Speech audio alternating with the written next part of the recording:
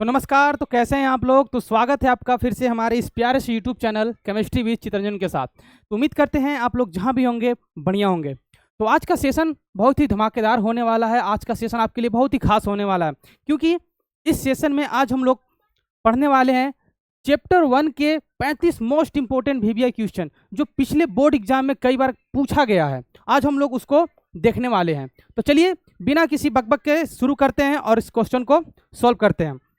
और हाँ, ऐसा भी हो सकता है कि कोई कोई स्टूडेंट ऐसा भी होगा जो इस चैप्टर को पहले से पढ़ चुका होगा, इसके क्वेश्चन भी सॉल्व कर चुका होगा।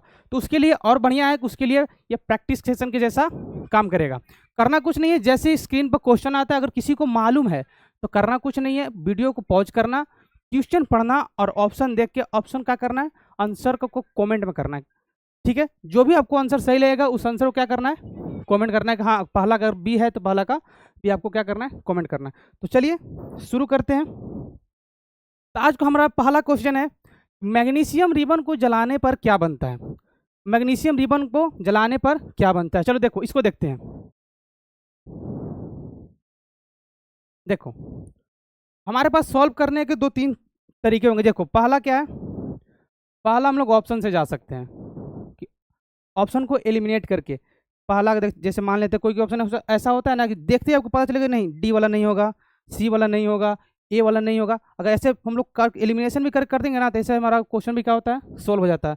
दूसरा तरीका हमारे पास क्या है, दूसरा तरीका ये है कि हम लोग क्वेश्चन जो कर रहे हैं उस क्वेश्चन को हम लोग क्या करेंगे, सॉल्व करेंगे, उसको सॉल्व करके देखेंगे कि आखिर उसमें क्वेश्चन में बोल क्या रहा है। ठीक है, तो दो तरीका से हम लोग ज़्यादातर सॉल्व करते हैं। चलो, और दूसरा तरीका दूसरा तरीका है ज़्यादा हम लोग पहला तरीका अपनाएंगे, ऑप्शन एलिमिनेशन के थ्रू हम लोग क्वेश्चन को सॉल्व करेंगे। जैसे देखो पहला क्वेश्चन क्या बोल रहा है, मैग्नीशियम रिबन को जलाने पर क्या बनता है।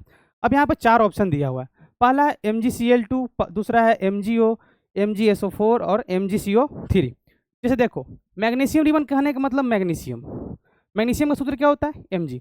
अब इसको क्या करेंगे, जलाएंगे। तो जलाते तो किसकी उपस्थिति में, तो ऑक्सीजन के उपस्थिति में। मैग्नीशियम रिबन का सूत्र ये हो गया, ऑक्सीजन की उपस्थिति में क्या करते हैं हम लोग, जलाते हैं। अब देखो मैग्नीशियम ऑक्सीजन मिलकर क्या बनाता है, MgO। अब देखो इसका आंसर कौन सा होगा, तो ऑप्शन नंबर बी हमारा क्या हो जाएगा, करेक्ट हो जाएगा। ठीक है, तो हम लोग बढ़ते हैं नेक्स्ट क्वेश्चन की ओर। अगला है Zn+2HCl मिलकर ZnCl2 बनाता है और आगे क्या बनाएगा। इधर गया, Zn+HCl मिलकर ZnCl2 बनाता है और प्लस में वाट लिखा है। वाट के जगह पर मतलब क्या बनाएगा, आगे इसकी और क्या बनेगा। तो हमारे पास चार ऑप्शन है, पहला है ऑक्सीजन, दूसरा है हाइड्रोजन, तीसरा है क्लोरीन और चौथा क्या है, CO2।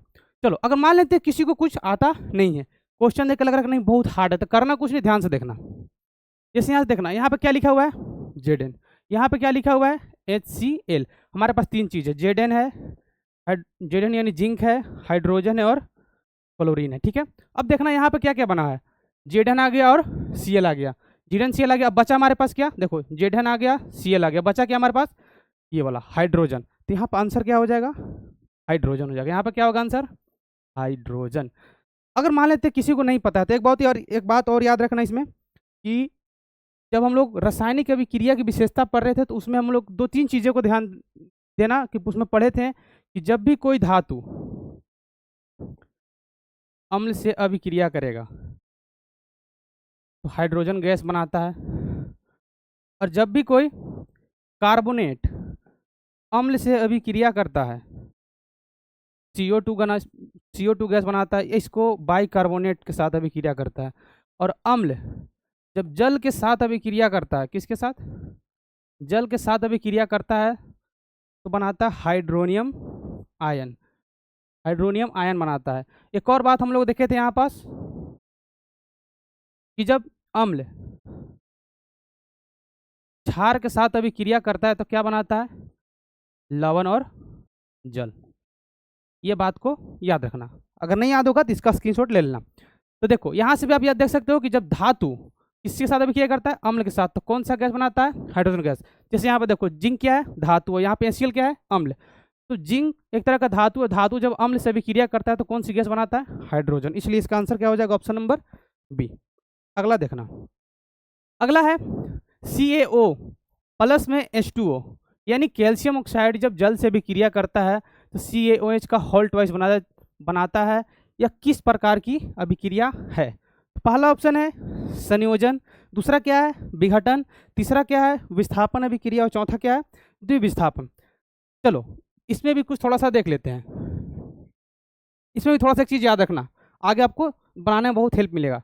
जैसे मान ला अगर कहीं तुम कोई भी अभिक्रिया देखो, तीर के इस साइड अगर एक एक इधर मिलकर एक बन जाए, जैसे देखो यहाँ पर कितने हैं, दो चीज़ है, एक और एक, कुल कितने यहाँ पर हैं, दो। दो मिलकर अगर इधर एक हो जाए, दो मिलकर कितना हो जाए, एक, उसको बोलेंगे संयोजन। क्या बोलेंगे, संयोजन। ठीक है, अब देखना संयोजन लिखो।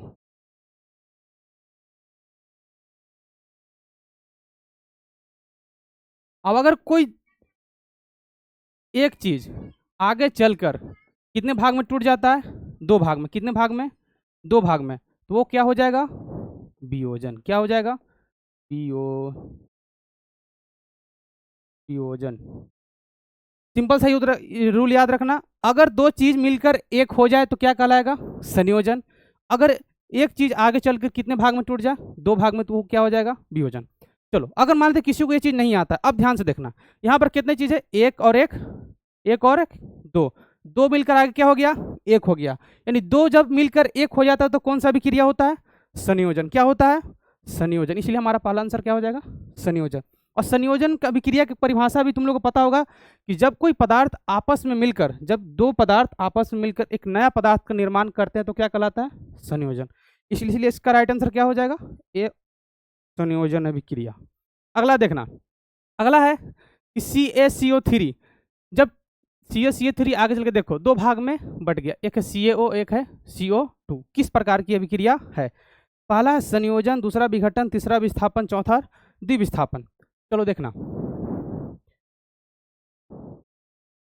ऑप्शन से देखो, द्विविस्थापन का मतलब क्या होता है, जिसमें आयनों की अदला बदली होती है। इसमें तो कोई आयन बदल नहीं रहा है, ये हमारा नहीं होगा। अब दूसरा देखना विस्थापन, विस्थापन में क्या होता है कि एक तत्व दूसरे तत्व का क्या करता है, जगह लेता है। क्या लेता है, जगह। इसमें भी ऐसा कुछ नहीं हो रहा, इसलिए हमारा ये भी आंसर नहीं होगा।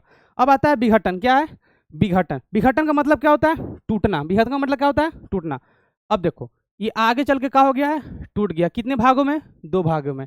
और अभी एक और पीछे बताए थे कि जब कोई एक चीज आगे चलकर दो बन जाए तो कौन सा कहलाएगा, विघटन कहलाएगा। इसलिए हमारा राइट आंसर कौन सा हो जाएगा, बी, ये नहीं होगा। अगला देखना, अगला है Fe+CuSO4, यानी जब लोहा कॉपर सल्फेट से अभिक्रिया करता है तो फेरस सल्फेट और कॉपर बनाता है, किस प्रकार की अभिक्रिया है? चलो इसको भी ऑप्शन से देखते हैं। देखना द्विविस्थापन, तो द्विविस्थापन देखो इसमें एक तत्व है, द्विविस्थापन में दो तत्व क्या करते हैं, अदला बदली करते हैं। इसमें दो तत्व अदला बदली नहीं कर रहा है, कट जाएगा। अब देखते हैं संयोजन, संयोजन का मतलब क्या होता है, मिलना। इसमें मिलकर देखो इधर भी दो है, इधर भी दो है। संयोजन में दो चीज मिलकर क्या हो जाता है, एक चीज बनाता है, लेकिन इसमें ऐसा नहीं हो रहा है। अब देखना विघटन, विघटन का मतलब क्या होता है, टूटना। इसमें कोई भी चीज टूट नहीं रहा है, तो ये भी आंसर नहीं होगा। हमारा आंसर ये होगा एकल विस्थापन अभिक्रिया, यानी इसमें क्या हो रहा है, सिर्फ जगह बदली। देखो Fe की जगह ले लिया और Cu कहाँ चल गया, यहाँ। ठीक है, अगला देखना, अगला है जब हाइड्रोजन क्लोरीन से अभिक्रिया, हाइड्रोजन अभी क्लोरीन से अभिक्रिया करता है तो हाइड्रोक्लोरिक अम्ल बनाता है, किस प्रकार की अभिक्रिया है? चलो देखो दो तरीका से बना सकते हो, अभी बताए थे। देखो एक और एक, किधर गया,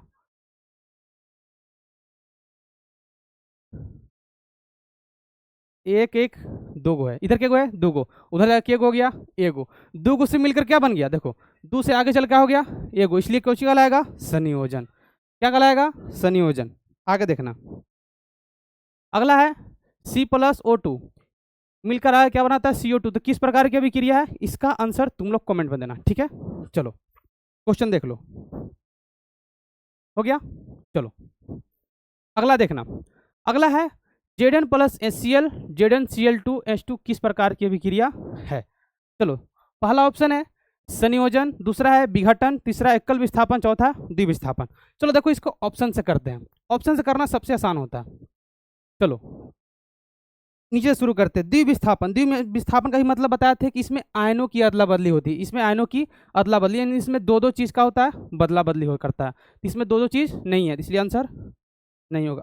अब आते हैं यहाँ संयोजन। क्या है संयोजन? संयोजन का मतलब क्या होता है? मिलना, यानी दो चीज़ मिलकर कितना चीज़ बन जाएगा? एक चीज़। इसमें ऐसा नहीं हो रहा। अब आते हैं किस पर? दूसरा, विघटन।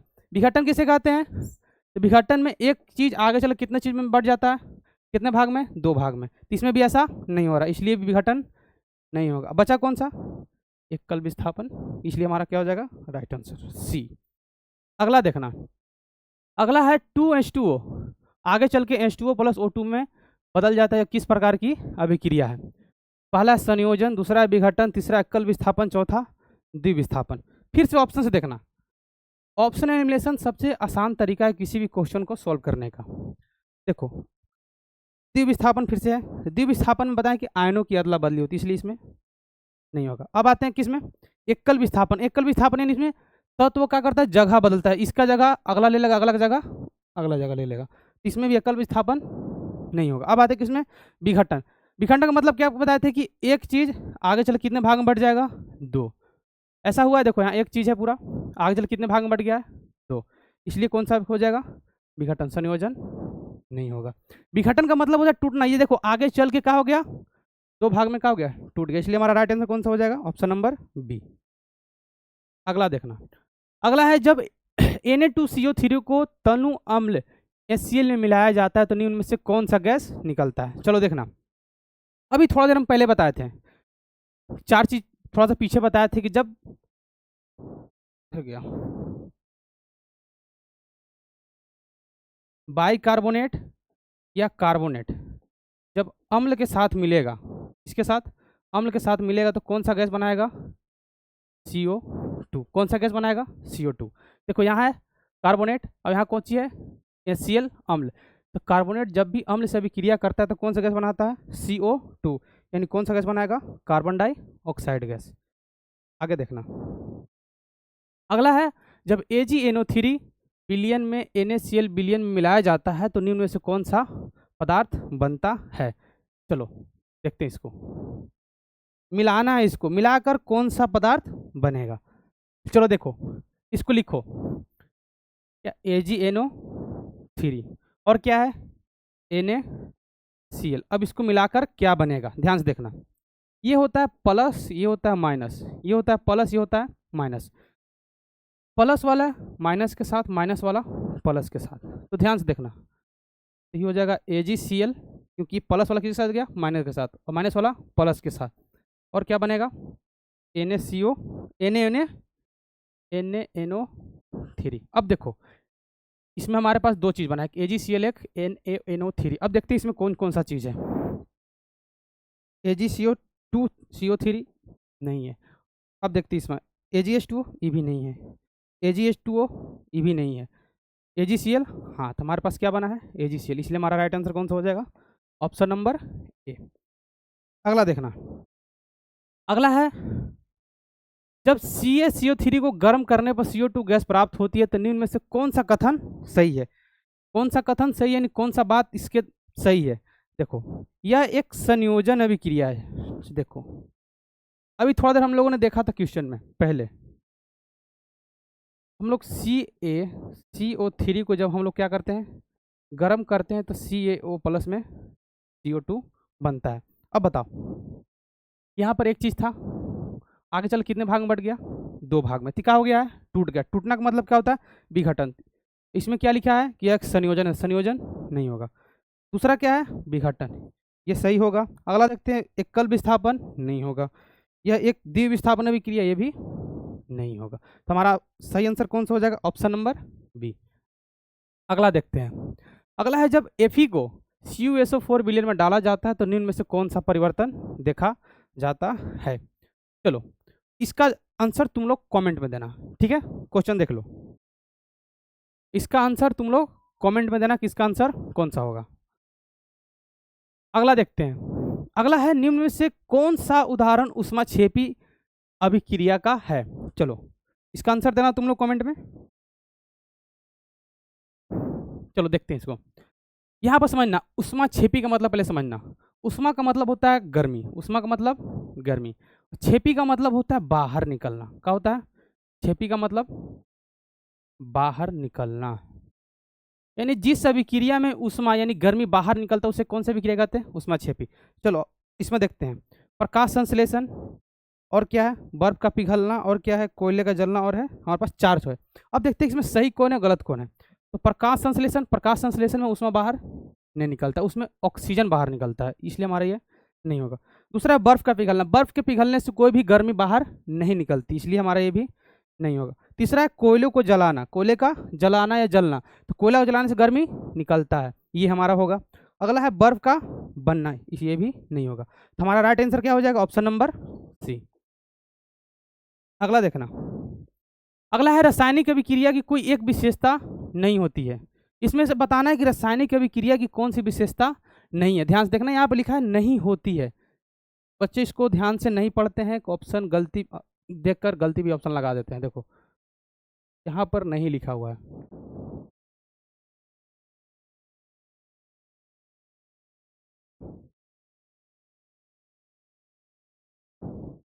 चलो देखो, इसमें लिखा हुआ रासायनिक अभिक्रिया की कोई एक विशेषता नहीं होती। इसमें से कौन विशेषता नहीं है? पहला है रंग में परिवर्तन, तो रासायनिक अभिक्रिया के समय रंग में परिवर्तन होता है, गैस भी निकलता है। अगला देखते हैं, ऊर्जा में भी परिवर्तन होता है, हाँ होता है। चौथा है क्या? ध्वनि का उत्पन्न होना, यानी रासायनिक अभिक्रिया के दौरान कोई भी उसमें से आवाज नहीं निकलता है, ऐसा नहीं होता, ये इसका गुण नहीं है। अगला देखना, अगला है निम्नलिखित में से कौन सा कथन रासायनिक अभिक्रिया के संदर्भ में सही है, यानी रासायनिक अभिक्रिया के बारे में कौन सा कथन इसमें से सही है। चलो देखना, पहला क्या लिखा हुआ है? रासायनिक अभिक्रिया में सदैव गैस का उत्सर्जन होता है, यानी हमेशा उसमें से क्या निकलता है? गैस निकलता है। क्या ये बात सही है कि हमेशा रासायनिक अभिक्रिया अगर होगा तो गैस ही निकलेगा? चलो इसको पढ़िए। दूसरा देखते हैं, रासायनिक अभिक्रिया में सदैव तापमान में वृद्धि होती है, सदैव कहने का मतलब हमेशा उसमें तापमान बढ़ते रहता है। तीसरा देखना, रासायनिक अभिक्रिया में सदैव नया पदार्थ, यानी हमेशा उसमें क्या बनता है? नया पदार्थ बनता है। अब चौथा है, रासायनिक अभिक्रिया में हमेशा रंग परिवर्तन होता है। चलो देखना, तो हमेशा ऐसा नहीं हो कि हमेशा रासायनिक अभिक्रिया से गैस ही निकले, ऐसा नहीं होता। और ये भी नहीं होता है कि हमेशा रासायनिक अभिक्रिया में तापमान बढ़े, किसी में घट भी जाता है, किसी में तापमान नॉर्मल भी रहता है। चौथा का रासायनिक अभिक्रिया हमेशा रंग नहीं, जरूरी नहीं है कि हमेशा रंग बदले ही बदले, किसी में रंग नहीं भी बदलता है, ठीक है। इसलिए हमारा राइट आंसर कौन सा हो जाएगा? सी, रासायनिक अभिक्रिया में हमेशा कोई नया पदार्थ बनता है। अगला है, निम्न में से कौन सा कथन रासायनिक अभिक्रिया के संदर्भ में आ रही है या सही है? ठीक है, चलो इसका आंसर तुम लोग कमेंट में देना, ये तुम लोग के लिए क्वेश्चन। अगला है, निम्न में से कौन सा कथन रासायनिक अभिक्रिया के संदर्भ में नहीं है? ये वाला भी क्वेश्चन का आंसर आप लोग को देना है, क्वेश्चन देख लेना। चलो अगला है, निम्न में कौन सा कथन रासायनिक अभिक्रिया के प्रकार को क्या प्रकार को व्यक्त नहीं करता? प्रकार को, ठीक है, यानी इसमें से कौन सा रासायनिक अभिक्रिया का प्रकार नहीं है? चलो देखना, पहला है संयोजन, हाँ संयोजन होता है। दूसरा विघटन, हाँ विघटन अभिक्रिया भी होता है। द्विविस्थापन, हाँ द्विविस्थापन अभिक्रिया भी होता है। यहाँ पे क्या विलयन अभिक्रिया, ये नहीं होगा, ये नहीं होता है प्रकार, यानी हमारा राइट आंसर कौन सा हो जाएगा? डी। क्यों होगा? क्योंकि इसमें पूछा है कि रासायनिक अभिक्रिया का प्रकार नहीं होता है, नहीं होता है, इसलिए हमारा राइट आंसर कौन सा हो जाएगा? ऑप्शन नंबर डी, ये वाला नहीं होता है। अगला देखना, अगला निम्नलिखित में से कौन सा कथन रासायनिक अभिक्रिया के वेग पर निर्भर नहीं करता है? रासायनिक अभिक्रिया का वेग कहने का मतलब कितना तेजी से अभिक्रिया करता है, किस बात पर निर्भर नहीं करता, यानी किस पर डिपेंड नहीं करता है। ऑप्शन है पहला अभिकारकों की प्रकृति पर, अभिकारकों की सांद्रता पर, सी है तापमान पर, चौथा है अभिक्रिया के बाद उत्पन्न पदार्थ के रंग पर। चलो देखना, खुद से बताना तुम लोग। देखो अभिकारकों की प्रकृति पर निर्भर करता है, जैसे देखो कोई कोई पदार्थ ऐसा होता है जैसे सोडियम, सोडियम को पानी में डालोगे तो बहुत जल्दी क्या करता है? रिएक्शन करता है, बहुत जल्दी उसमें आग लग जाता है। और लोहा को डालेंगे तो उसमें जल्दी, मतलब पानी के साथ अभिक्रिया कराएंगे तो जल्दी अभिक्रिया नहीं करता है। तो इसका मतलब क्या हुआ कि कोई भी पदार्थ ज़्यादा अभिक्रियाशील भी हो सकता है, कोई कम भी हो सकता है, यानी पदार्थों की प्रकृति पर निर्भर करता है। अगला देखना, अभिकारकों की सांद्रता, सांद्रता कहने का मतलब कणों की गति पर, कणों की गति पर, जितना कण की गति तेज होगा उतना ही अभिक्रिया तेज होगा, और जितना धीमा होगा उतना ही धीमा होगा। इस पर भी निर्भर करता है। अगला देखते हैं तापमान पर। हाँ, जितना ज़्यादा तापमान होगा उतना ही जल्दी अभिक्रिया तेज से होगी, और जितना कम टेम्परेचर होगा उतना ही धीमी होगी। अगला देखना, अभिक्रिया के वेग के बाद उत्पन्न पदार्थ के रंग पर, ये वाला नहीं होगा, ये वाला गुण नहीं है। और इसमें क्या पूछा है कि इसमें से कौन सा रासायनिक अभिक्रिया के वेग पर निर्भर नहीं करता है, नहीं पूछा है इसमें, इस ध्यान रखना, इसमें नहीं पूछा है, नहीं है, तो इसलिए हमारा राइट आंसर क्या हो जाएगा, डी। ठीक है, चलो अगला देखना। अगला है निम्नलिखित में से कौन सी घटना रासायनिक अभिक्रिया नहीं है, निम्नलिखित में से कौन सी घटना रासायनिक अभिक्रिया नहीं है। इसमें बताना है कि कौन सा रासायनिक अभिक्रिया नहीं है। देखो हर बार इस क्वेश्चन में नहीं नहीं आ रहा है, इसका ध्यान रखना, नहीं पूछा है इसमें। ठीक है, तो लोहे का जंग लगना, लकड़ी का जलना, दूध का फटना, बर्फ का पिघलना। से देखो रासायनिक अभिक्रिया का सीधा मतलब समझना, रासायनिक अभिक्रिया में हमेशा को नया पदार्थ बनता है। ठीक है, अब बता, लोहे में जंग लगना, जंग लगता है को नया पदार्थ बनता है। हाँ, लकड़ी का जलना, इसमें भी एक नया पदार्थ बनता है। अब देखते हैं दूध का फटना, दूध का फटने के बाद पनीर बनता है, इसमें भी क्या बनता है को नया पदार्थ। बर्फ का पिघलना, इसमें कोई नया पदार्थ नहीं बनता है, इसमें सिर्फ पदार्थ की अवस्था चेंज होती है। इसलिए हमारा राइट आंसर कौन सा हो जाएगा, ये डी। ठीक है, ठीक है, चलो इसमें देखना नहीं पूछा है, इसलिए राइट आंसर डी होगा। अगला क्वेश्चन है ऑक्सीकरण किसे कहते हैं। अभी हम लोगों ने पिछली क्लास में इसके बारे में पढ़ा था कि ऑक्सीकरण क्या है, अवकरण क्या है, उपचयन अपचयन, इसके बारे में बहुत बढ़िया से हम लोगों ने पढ़ा था। चलो इसका आंसर देना तुम लोग कमेंट में, ऑक्सीकरण किसे कहते हैं। चलो देखना, देखो ऑक्सीकरण का मतलब तुम लोग को बताए थे, ऑक्सीकरण का मतलब ऑक्सीजन का जुड़ना और हाइड्रोजन का निकलना, ये दो चीज़ का याद रखना। ऑक्सीकरण का मतलब ऑक्सीजन जुड़ेगा हाइड्रोजन निकलेगा। देखो ऑप्शन पढ़ो अब, ऑक्सीजन का हटना, इसमें जुड़ना है, ये वाला नहीं होगा। हाइड्रोजन का जुड़ना, देखो इसमें हाइड्रोजन हटता है, प्लस का मतलब जुड़ना, माइनस का मतलब हटना, ये बात का ध्यान रखना। ऑक्सीजन का जुड़ना या हाइड्रोजन का हटना, ऑक्सीजन का जुड़ना, ठीक, और या हाइड्रोजन का हटना, इसलिए हमारा राइट आंसर कौन सा हो जाएगा, सी हो जाएगा, ये वाला नहीं होगा। अगला देखना, अगला है अपचयन किसे कहते हैं। तो ये भी बताए थे कि ऑक्सीकरण का जस्ट उल्टा क्या होता है, अपचयन। अपचयन का दूसरा नाम होता है अवकरण। क्या, अवकरण। अब देखना तो अवकरण के लिए क्या है, ऑक्सीकरण का जस्ट ये उल्टा है, तो इसमें क्या होगा, इसमें ऑक्सीजन निकलेगा, हाइड्रोजन जुड़ेगा, इसको बस ध्यान रखना इस चीज बात को। अब ऑप्शन देखते हैं, पहला क्या लिखा हुआ है, ऑक्सीजन का जुड़ना, इसमें ऑक्सीजन हट रहा है, ऑक्सीजन का हटना या हाइड्रोजन का जुड़ना, ठीक है ये होगा। अगला भी देख लेते हैं, गैस का निकलना, ये नहीं होगा, रंग बदलना, ये भी नहीं होगा, इसलिए हमारा राइट आंसर बी, क्योंकि अपचयन में होता कुछ नहीं है, ऑक्सीजन निकलेगा हाइड्रोजन जुड़ेगा, पहला में था ऑक्सीजन का जुड़ना, इसलिए नहीं हुआ, इसलिए हमारा राइट आंसर बी। अगला देखना, निम्न में से कौन सी ऑक्सीकरण अभिक्रिया है। चलो इसको देखते हैं। तो ऑक्सीकरण के लिए बस एक ही बात का ध्यान रखना तुम लोग को, उसमें ऑक्सीजन जुड़ता है, ऑक्सीकरण में ऑक्सीजन जुड़ता है, हाइड्रोजन निकलता है। अब देखो इसमें से चारों में से खोजो कि किसमें हाइड्रोजन निकल रहा है, ऑक्सीजन जुड़ रहा है। अब देखना यहाँ पर ऑक्सीजन है, ऑक्सीजन यहाँ से क्या किया, यहाँ देखो इसमें ऑक्सीजन साथ में था, इसमें ऑक्सीजन नहीं है, यानी इसमें से ऑक्सीजन क्या हुआ है, निकला है, इसमें ऑक्सीजन जुड़ता है, इसलिए नहीं होगा। अब देखना यहाँ पर क्या है, Mg, यहाँ पर है ऑक्सीजन, देखो यहाँ जाकर क्या हो गया, जुड़ गया, ये हो सकता है क्योंकि इस ऑक्सीजन क्या होता है, जुड़ता है। यहाँ पर ये नहीं होगा, यहाँ पर इसमें भी कुछ नहीं है, ये भी नहीं होगा, तो इसलिए हमारा राइट आंसर बी हो जाएगा। क्लियर, चलो देखो अब यहाँ पर निम्न में से कौन सी अपचयन अभिक्रिया है। अब इसमें अवकरण बताना है कि अपचयन किसे कहते हैं, तो इसमें देखना, इसमें जस्ट उल्टा खोजना, इसमें क्या करेगा, इसमें होता है अपचयन में ऑक्सीजन हटता है और हाइड्रोजन जुड़ता है, बस इस दो चीज को याद रखना। अब इसमें खोजो किसमें ऑक्सीजन हट रहा है और हाइड्रोजन जुड़ रहा है, ये वाला तुम लोग आंसर दोगे, ठीक है, इसका कमेंट में आंसर देना, क्वेश्चन देख लो, ठीक है। पढ़ते हैं हम लोग नेक्स्ट क्वेश्चन की ओर। अगला है रेडॉक्स अभिक्रिया में क्या होता है। रेडॉक्स अभिक्रिया का अंतर्गत क्या आता है, तो रेडॉक्स अभिक्रिया में जिसमें ऑक्सीकरण और अवकरण क्या होता है, दोनों होता है, उसे क्या कहते हैं, रेडॉक्स कहते हैं। देखो इसमें दिया होगा ऑक्सीकरण और अपचयन दोनों क्या होता है, साथ साथ, इसलिए हमारा राइट आंसर क्या हो जाएगा, सी। चलो अगला देखते हैं। अगला है निम्न में से कौन सी रेडॉक्स अभिक्रिया है। अब बताओ रेडॉक्स अभिक्रिया में क्या होता है, ऑक्सीकरण और अपचयन दोनों होता है।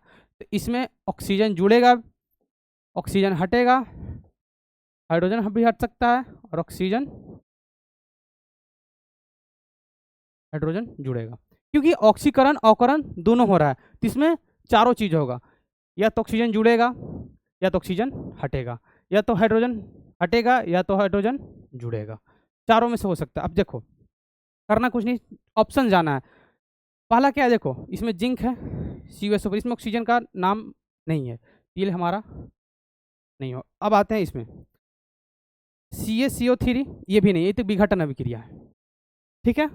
अब आते इसमें AgNO3 NaCl AgCl NO3, ये भी नहीं होगा।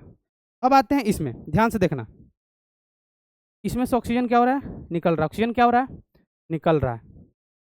ऑक्सीजन का निकलना क्या कहलाता है, अवकरण कहलाता है। क्या कहलाता है, अवकरण कहलाता है।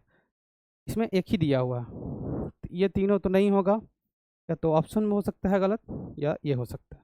इसका आंसर डी होना चाहिए, क्योंकि ये तीनों नहीं होगा, ठीक है। चलो एक बार मिला लेना, एक बार देख लेना। अगला देखना, अगला है लोहे में जंग लगना किसका उदाहरण है। लोहे में जंग लगना किसका उदाहरण है, अपचयन का, ऑक्सीकरण का, उदासीनीकरण का और विस्थापन का। चलो देखो, अब लोहे में जंग किसके कारण लगता है, देखना ये लोहा है, लोहा में जंग किसके कारण लगता है, ऑक्सीजन के कारण और नमी के कारण, ऑक्सीजन और नमी के कारण। अब बताओ जब लोहा और ऑक्सीजन मिलेगा तो क्या बनाएगा, FeO, यानी ऑक्सीजन इसमें क्या हो रहा है, जुड़ रहा है। क्या हो रहा है, जुड़ रहा है। तो ऑक्सीजन का जुड़ना क्या कहलाता है, ऑक्सीकरण। क्या कहलाता है, ऑक्सीकरण। ऑक्सीकरण यहाँ है, इसलिए हमारा राइट आंसर बी। अगला देखना, लोहे में जंग लगने के लिए क्या आवश्यक है, यानी लोहे में जंग लगने के लिए क्या क्या चीजें जरूरी है, क्या चीज रहेगा तो लोहे में जंग लगेगा। पहला है केवल ऑक्सीजन, दूसरा है केवल पानी, हट जाओ, तीसरा ऑक्सीजन और नमी दोनों, और चौथा केवल कार्बन डाइऑक्साइड। तो ये नहीं होगा। जंग लगने के लिए दो चीज जरूरी होता है, नमी और पानी दोनों। ये वाला हमारा क्या हो जाएगा, राइट आंसर ये वाला नहीं होगा। अगला देखते हैं, अगला है भोजन के खराब होने को क्या कहते हैं। जब भोजन खराब होता है तो क्या होता है, उसमें से दुर्गंध आता है। क्या आता है, दुर्गंध आता है, यानी उसमें खराब गंध आता है, क्षण महकने लगता है अजीब सा। तो उसको हम लोग क्या बोलते हैं, उसको हम लोग बोलते हैं विकृत गंधिता। उसको क्या बोलते हैं हम लोग, विकृत गंधिता बोलते हैं, इसलिए राइट आंसर इसका बी। अगला क्या है, चिप्स के पैकेट में कौन सी गैस भरी जाती है। तो हम लोगों ने पिछली क्लास में ही पढ़ा था कि चिप्स के पैकेट में भरा जाता है नाइट्रोजन गैस। कौन सा गैस, नाइट्रोजन गैस भरा जाता है, ताकि चिप्स जो है अब हवा से अभिक्रिया करके वो खराब ना हो। क्योंकि अगर चिप्स के पैकेट में अगर ऑक्सीजन गैस रहेगा तो ऑक्सीजन से अभिक्रिया करके चिप्स को क्या कर देगा, खराब कर देगा। इसमें कौन सा गैस भरा जाता है, नाइट्रोजन गैस। कौन सा, नाइट्रोजन, ऑप्शन नंबर सी। अगला है श्वसन किस प्रकार की अभिक्रिया। श्वसन यानी जब हम लोग सांस लेते हैं तो सांस लेना कौन सी अभिक्रिया है। तब बताओ, हम लोग सांस के रूप में क्या लेते हैं, ऑक्सीजन। क्या लेते हैं, ऑक्सीजन। देखो यहाँ पर आंसर भी दिया हुआ है, ऊष्माक्षेपी और ऑक्सीकरण, ऊष्माक्षेपी और ऑक्सीकरण। क्योंकि जब हम लोग सांस लेते हैं और सांस छोड़ते हैं तो उसमें से देखना, सांस छोड़ के देखना, उसमें से गर्म गर्म हवा का करता है, बाहर निकलता है, ठीक है। इसमें आंसर भी दिया हुआ है। अगला देखना, निम्न में से कौन सा ऑक्सीकरण का प्रभाव है, यानी ऑक्सीकरण के कारण क्या क्या चीजें होती है। चलो देखो, ऑक्सीकरण के कारण जंग लगता है, दूसरा है बर्फ का पिघलना, तीसरा नमक का घुलना, पानी का उबलना। ये हमारा सही होगा, ये तीनों हमारा गलत होगा। ऑक्सीकरण के कारण ही क्या होता है, जंग लगता है। अगला देखना, अगला है एलपीजी का मुख्य घटक क्या है, यानी एलपीजी गैस में सबसे ज्यादा किसकी मात्रा होती है, मीथेन की, प्रोपेन की, ब्यूटेन की, एथेन की। चलो इसका आंसर तुम लोग दो तो बताएं, तुम लोग को पढ़ाए में पिछली क्लास में। तो एलपीजी का जो मुख्य घटक होता है, मीथेन नहीं होता है, एथेन भी नहीं होता है, हाइड्रोजन भी नहीं होता। होता क्या है, प्रोपेन और ब्यूटेन। ज़्यादा उसमें होता है ब्यूटेन होता है, ठीक है। ब्यूटेन बताया तो उसमें ब्यूटेन, इसमें ब्यूटेन एक ही में आंसर, इसलिए आंसर इसका क्या हो जाएगा, ऑप्शन नंबर बी। अगला और हमारा सबसे लास्ट क्वेश्चन, इसका आंसर तुम लोग दो, ठीक है। पहला क्या है, क्वेश्चन क्या है बोलो, कि एलपीजी के रिसाव का पता लगाने के लिए जब गैस महकता है तो उसको पता लगाने के लिए उसमें से कौन सा पदार्थ मिलाया जाता है ताकि हमें पता चलता है कि नहीं गैस लीक हो रहा है या महक रहा है। ये सबसे लास्ट में हम तुम लोगों को पढ़ाए भी थे और बताए भी थे। चलो इसका बताओ। पहला क्या है एथेनॉल, दूसरा है एथिल मरकैप्टन, तीसरा है एसीटोन और डी क्या है बेंजीन। हम तुम लोगों को बताए थे कि जब भी गैस लीक होता है महकता है तो किस गैस के कारण महकता है, तो एथिल मरकैप्टन के कारण महकता है। और एलपीजी का ये भी बताया था कि एलपीजी का कोई भी गंध नहीं होता, एलपीजी गैस का कोई गंध नहीं होता है, नहीं होता है तो जिसके कारण हो सकता है अगर घर में लीक हुआ छोड़ दिया कोई खुला तो उसकी वजह से कोई अगर दोबारा कुछ करने जाए तो हो सकता है दुर्घटना हो सकता है, आग लग सकता है। इसलिए क्या मिलाया जाता है उसमें एथिल मरकैप्टन नामक क्या मिलाया जाता है गैस मिलाया जाता है। तो आज का सेशन हमारा यहीं समाप्त होता है। उम्मीद करते हैं आपको जो भी बताया गया चीज़ें समझ में आया होगा। अगर आपको कोई चीज़ अगर डाउट हो या कुछ भी हो तो उसका आप लोग कमेंट कीजिएगा, उसका आपको जवाब मिल जाएगा या आंसर उसको मिल जाएगा। तो ठीक है, तो आज के लिए इतना ही। धन्यवाद। जय हिंद, जय भारत।